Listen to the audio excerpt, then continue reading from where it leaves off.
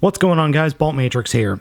Firefly out of the box is your typical Aerialbot in blue, silver, white, and red. I do have to admit, though, it is quite striking in these colors. It works very well, and it does look like a traditional Aerialbot, and dare I say, I actually like the look of this figure much more than I do the figure, or the same figure, from the TFC Toys Uranos set. I just think the minimalistic structure and the minimalistic paint apps on this guy are exquisite, really. It could use a little bit more black paint in some of the panel lining, but otherwise it's quite nice. My only real complaint about the figure is, well, his hips are really loose in the ball joints, and they're very loose here in the swivel. The swivel is part of the combining for the arm section. But overall, it's a good figure. Paint apps are solid. Yes, like I said, it could be argued it could use more. Posability is good. Ball joint in the head, ball joints in the shoulders, swivels above the ratcheting elbows, which are very tight. Swivel in the hip, ball joint in the hip, swivel above the leg, bend at the knee is nearly 90 degrees.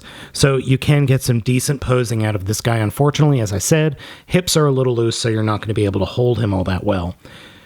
Gun comes with the Combiner Wars Deluxe multi-purpose unit and a normal gun. Although getting the normal gun in his fist sometimes is a little bit harder than you would think because of just the peg hole and the peg size. But overall, I think he looks pretty darn good. Fantastic G1-esque head sculpt with some very good painting. No light piping on this figure, though.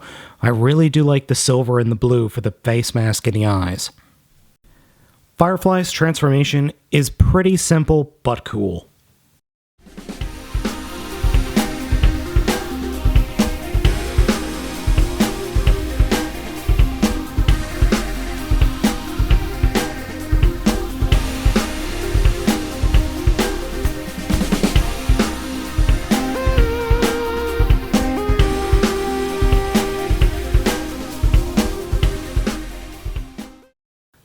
In jet mode, the figure looks quite nice and does really reminisce of the original G1 figure, even straight down to the robot kibble on the bottom of the alt mode.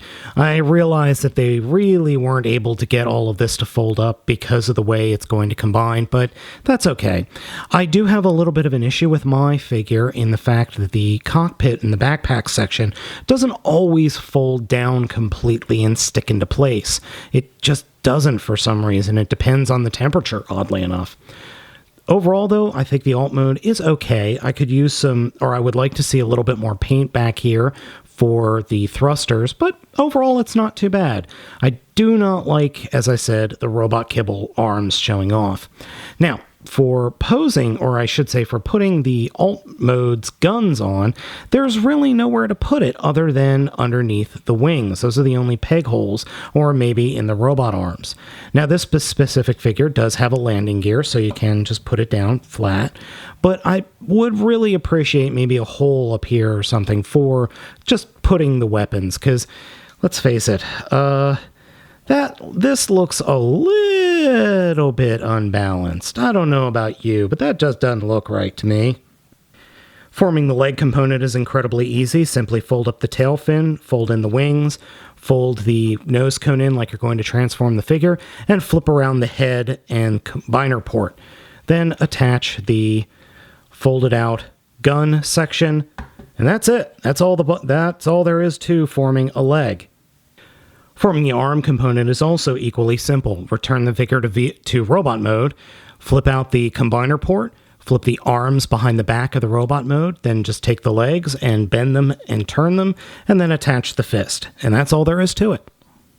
Firefly is a nice figure. I do like this guy a lot. A little bit of time spent with a marking pencil or a pen will do wonders for it, and overall, it's just a solid figure. So guys, I hope you enjoyed this video review of Deluxe or Warrior Class Combiner Wars Firefly.